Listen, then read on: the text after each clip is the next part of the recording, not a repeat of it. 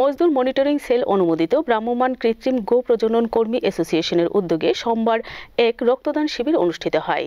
রক্তদানে এগিয়ে এলো মজদুর monitoring cell অনুমোদিত ভ্রাম্যমাণ কৃত্রিম গো প্রযোজন কর্মী অ্যাসোসিয়েশনের তরফে রক্তদান শিবিরের আয়োজন করা হয় বটতলা এলাকায়। এদিন উপস্থিত ছিলেন রাজ্যের প্রাক্তন মুখ্যমন্ত্রী তথা লোকসভা সাংসদ বিপ্লব কুমার দেব এবং শ্রমিক নেতা মজদুর মনিটরিং সেলের সভাপতি বিপ্লব কর সহ অন্যান্যরা।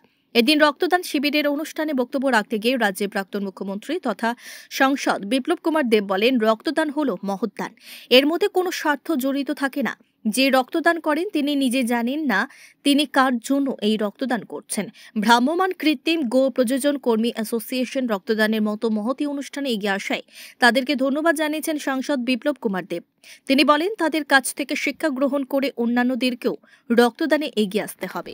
যে ভলান্টিয়ারি রক্তদান করে মানুষ, অন্যান্য স্টেটে এমন নেই।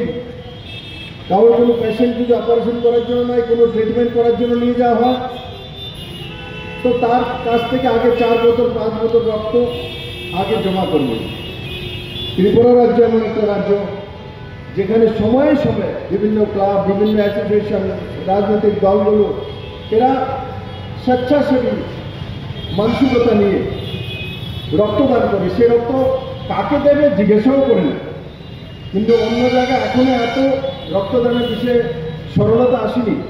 ও জানে আমার কাজে ওনাকে আমার কোনো আত্মীয় স্বজন অ্যাডমিট হয়েছে, তার জন্য রক্ত দিচ্ছি। কিন্তু এখানে যে রক্তদান করছে আমার গরিব ভাই বোনেরা, এরা জানে না এটা কি বিপ্লব দেবের লাগবে, না ডক্টর মানিক শাহ লাগবে, না কৃতি সিং দেববর্মন লাগবে, না কোনো অন্তিম ব্যক্তির লাগবে।